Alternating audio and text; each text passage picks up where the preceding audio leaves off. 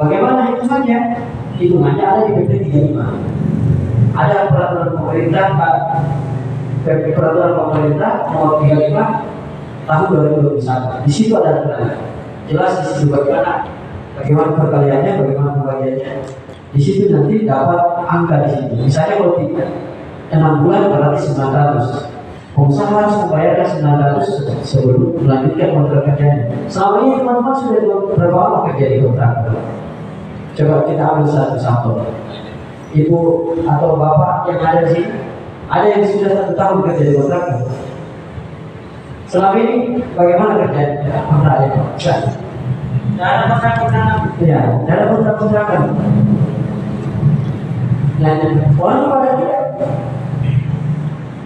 orang pada dia, dan pengusaha juga dia, dan mereka berbeda. Makanya ke depan yang kita pastikan. Jadi kalau teman-teman yang kontrak 6 bulan, mau dilanjutkan ke kontrak berikutnya, bayar dulu kompensasinya. Pengusaha harus bayar dulu. Karena begitu aturannya, Pak. Begitu juga teman-teman perhatikan kontrak kerjanya pada saat tantangan. Kasih jelas di situ bagaimana sistem penggajiannya, bagaimana berapa nilai upahnya yang harus kita terima. Misalnya kalau pekerja lepas, Anda lepaskan gajinya per harinya, hitungannya per hari, misalnya per harinya misalnya 140. Jadi kalau masih selama 30 hari, hitungannya begitu, 150 kali 30 hari. Belum misalnya bonus, belum misalnya lembur dan sebagainya. Kan begitu hitungannya. Ya teman-teman harus paham di situ, harus tahu betul baca baik. Ini kan masih ada, kami akan memberikan pertemuan dengan PT ke depan, karena masih ada satu anggota yang belum dibayarkan upahnya. Pada ini kalau Bapak tadi mungkin kenal pengawas juga sebelumnya di PT ini, Pak Heli namanya. Pak Rani. Dia dipecat di sana sebagai pengawas, tapi ada saya upahnya. Kemarin Pak Aulia mau bayarkan, tapi harus jelas.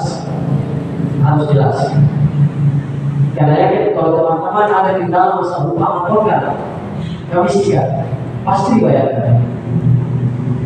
Bahkan kalau bisa sampai ke pemerintah, tidak sampai ke pemerintah. Mereka biasanya takut sampai ke pemerintah. Kenapa? Karena mereka orang salah. Mereka salah. Situ poinnya. Jadi itu teman-teman.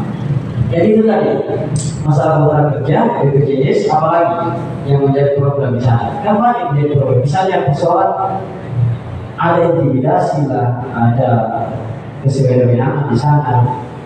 Sebenarnya pada saat itu persoalan perubahan jam kerja itu memang itu hak dari pemberi kerja. Itu hak pemberi kerja. Tapi ketika ada persoalan misalnya upahnya dipotong semena misalnya, silakan lapor. Supaya sekarang kan kita sudah punya ketua, ada Pak Irsal, ada Bida, saya tidak ya.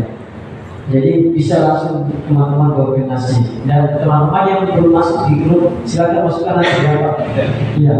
Jadi itu menjadi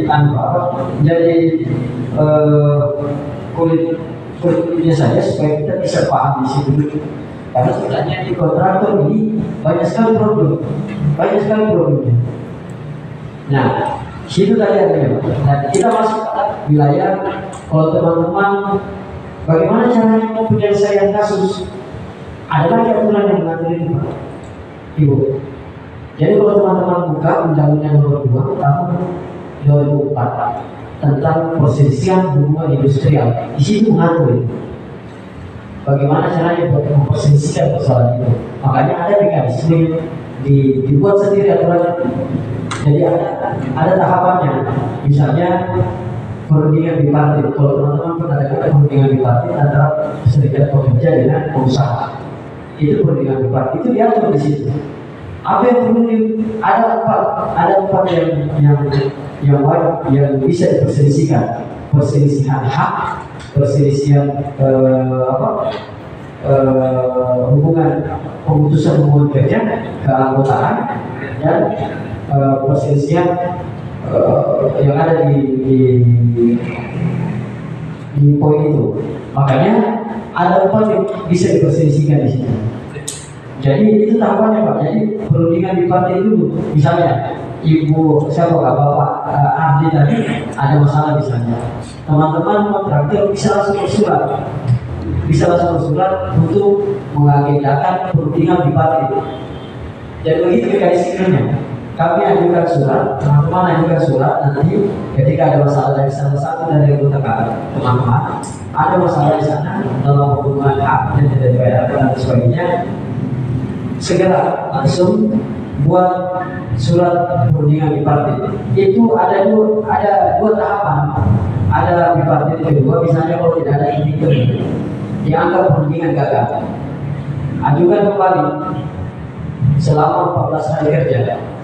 Ajukan kembali di partai kedua. Di partai kedua ini kalau masih gagal, berarti ada tahapan berikutnya. Tapi kalau sama-sama ada titik temu, sama-sama bersepakat, jadi tinggal buatkan yang namanya PB atau perjanjian bersama. Nah ini PB di situ punya kekuatan hukum. Jadi ketika ada salah satu pihak usaha atau serikat pekerja yang tidak menjalankan keputusan yang ada di situ, tidak bisa diimpakkan ke pengadilan. Ini ada proses hukum di sini. Makanya teman-teman nantinya ke depan, teman-teman sebagai pekerja ini sekaligus advokat nanti ke depan.